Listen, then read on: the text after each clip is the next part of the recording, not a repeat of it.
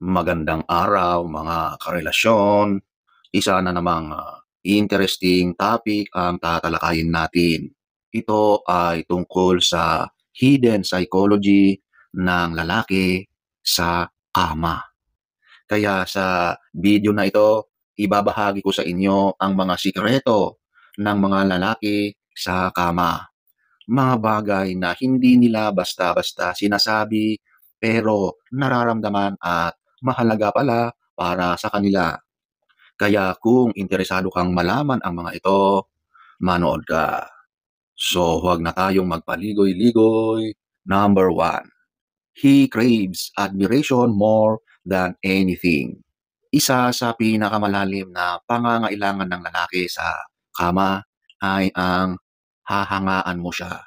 Ito yung pag-appreciate mo, pagpuri mo sa kanyang performance at effort.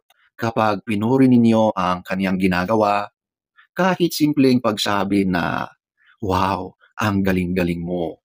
O, "Ang sarap ng pakiramdam." Napakalaki ng epekto nito sa kanyang confidence.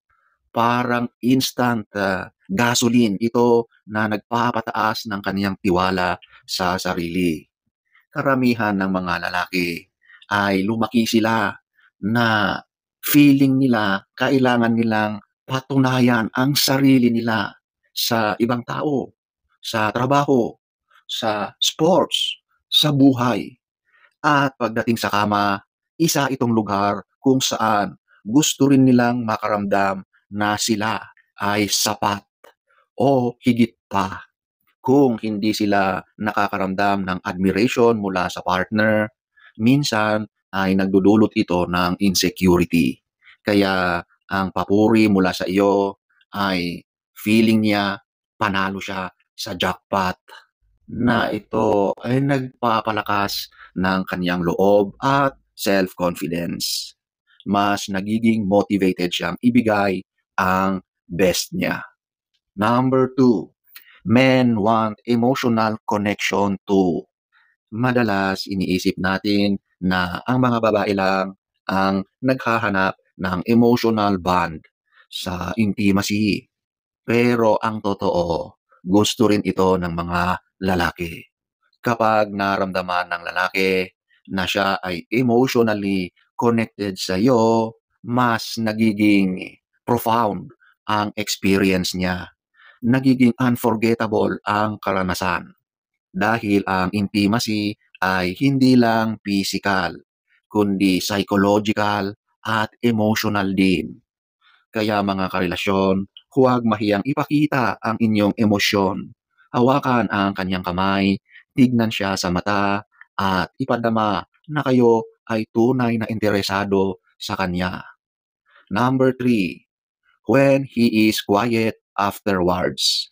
Minsan, may mga babae na nag-aalala kapag pagkatapos ng intimacy. Ang lalaki ay biglang tahimik o matutulog lang. Naiisip nila, nako, baka wala siyang naramdaman. Baka hindi siya nasiyahan. Pero alam nyo ba, madalas hindi ito dahil wala siyang care, wala siyang pakialam, hindi siya nasiyahan.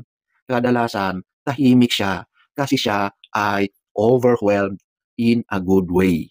Isipin nyo ito, kapag isang lalaki ay nakaramdam ng sobrang saya at emotional release, hindi nila ito na ipaparamdam in a physical way. Kaya ang ginagawa nila madalas ay nananahimik na lang. After ng moment na yon, mapapansin nyo na tahimik, nakahiga lang, parang walang nangyari. Pero ang totoo nun, overwhelmed na pala siya sa napakagandang karanasan na nangyari sa kanya. So ladies, huwag na kayong mag-isip ng nega kapag ganyan ang nakikita nyo sa partner nyong lalaki pagkatapos nyo.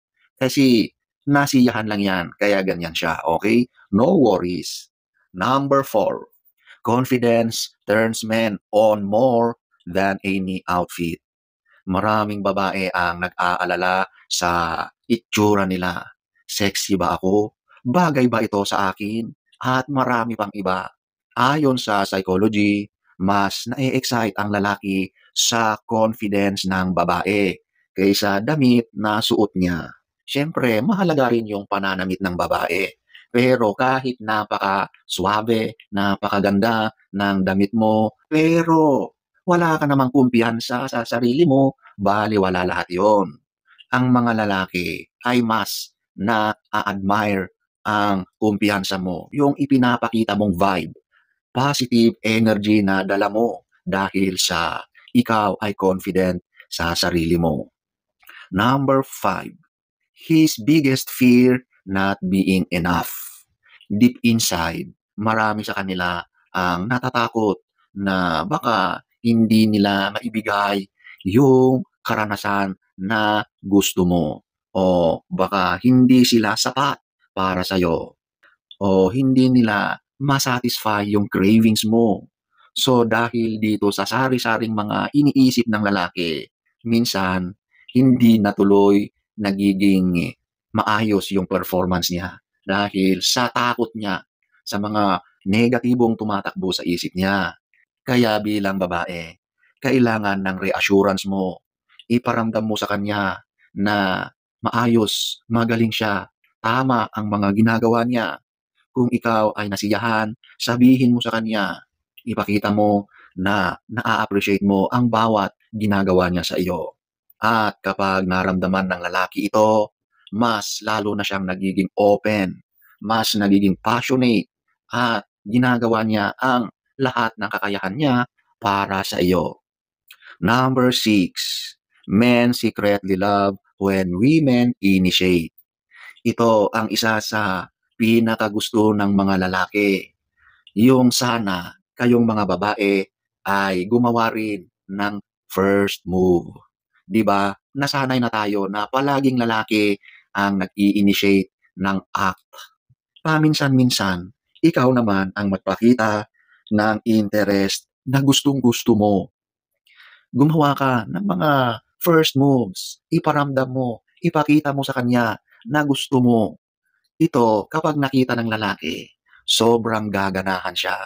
Ibang karanasan ang kanyang mararamdaman kapag nakikita niya sa iyo na ikaw yung nag-i-initiate. So, ladies, kapag nakaramdam ka naman ng kagustuhan sa bagay na ito, go on, gawin mo sa partner mo. Ipakita, iparamdam mo sa kanya. Number 7, feedback fuels his drive. Mga karelasyon, napakahalaga ng feedback sa lalaki. Ang bawat ungol, bawat salita, bawat reaction ninyo, lahat yon ay napapansin ng lalaki.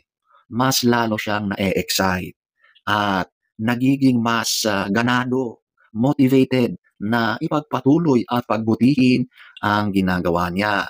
Kasi ang bawat feedback ay ito ay gasolina na nagpapalakas ng kanyang drive. So, ayan po mga karelasyon, ang mga hidden psychology ng mga lalaki sa kama. So, sana ay nagustuhan nyo ang ating topic for today. Next story time. Don't forget to subscribe.